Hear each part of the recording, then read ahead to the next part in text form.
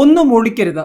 KSIDCക്കെതിരായ SFIO അന്വേഷണം തുടരാമെന്ന് ഹൈക്കോടതി അതിശക്തമായി തന്നെ വ്യക്തമാക്കിയിരിക്കുകയാണ്. മുഖ്യമന്ത്രി പിണറായി വിജയനും സംസ്ഥാന സർക്കാരിനും മുഖ്യമന്ത്രിയുടെ മകൾ വീണ വിജയനും KSIDCക്കും വരും ദിവസങ്ങളിൽ വീണ്ടും ചോദ്യങ്ങൾ ഉയർന്നു വരുമോ എന്നുള്ളതാണ് ഏവരും ഉറ്റുനോക്കുന്നത്. മാസപ്പടി വിവാദത്തിൽ സംസ്ഥാന വ്യവസായ വികസന കോർപ്പറേഷനെതിരെയുള്ള സീരിയസ് ഫ്രോഡ് ഇൻവെസ്റ്റിഗേഷൻ ഓഫീസ് അന്വേഷണം തുടരാമെന്ന് ഹൈക്കോടതി.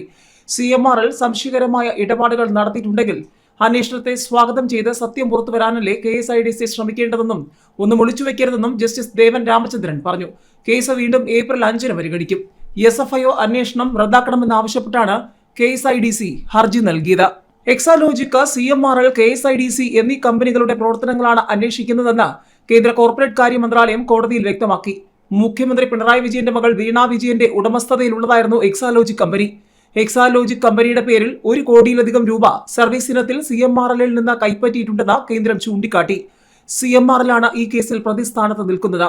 അവർ ഈ ഇടപാടുകൾ മാത്രമല്ല രാഷ്ട്രീയ പാർട്ടികൾക്കും വ്യക്തികൾക്കും ഫണ്ട് നൽകിയതടക്കമുള്ള കാര്യങ്ങളുണ്ടെന്ന് കേന്ദ്ര സർക്കാരിന് വേണ്ടി ഹാജരായ additional solicitor general Aravind Kamath വ്യക്തമാക്കി.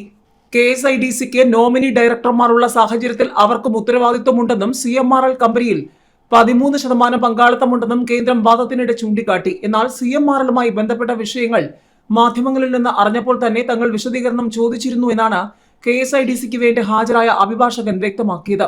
എന്നാൽ ഇതിന് വ്യക്തമായ മറുപടിയൊന്നും ലഭിച്ചില്ലല്ലോ എന്നും ആദായ നികുതി വകുപ്പ് റെയ്ഡ് തുടർന്ന് ആദായ നികുതി വകുപ്പിന്റെ ഇന്ററിം സെറ്റിൽമെന്റ് ബോർഡുമായി ബന്ധപ്പെട്ട കാര്യമല്ലേ അന്ന് മറുപടി തന്നത് എന്നും കോടതി ചോദിച്ചു. മാത്രമല്ല ഫെബ്രുവരിയിൽ കോടതി ഇക്കാര്യം ചോദിച്ചിരുന്നു എന്നും ജസ്റ്റിസ് ദേവൻ രാമചന്ദ്രൻ വാക്കാൽ പറഞ്ഞു. താനായിരുന്നു KSIDCയുടെ സ്ഥാനത്തെങ്കിൽ അന്വേഷണത്തെ സ്വാഗതം ചെയ്യുമായിരുന്നു. 13% ഓഹരിയുള്ള സ്ഥാപനവുമായി ബന്ധപ്പെട്ട ക്രമക്കേട് നടന്നാൽ സത്യം പുറത്തുവരാനായി അന്വേഷണം ആവശ്യപ്പെടുകയായിരുന്നു ചെയ്യേണ്ടിയിരുന്നതെന്നും കോടതി നിരീക്ഷിച്ചു. KSIDCക്ക് വേണ്ടി ഹാജരാവുന്ന മുതിർന്ന അഭിഭാഷകൻ CS വൈദ്യനാഥന് ഹാജരാകാൻ കഴിയാതിരുന്നതിനാലാണ് കേസ് ഏപ്രിൽ 5 മാറ്റിയത്.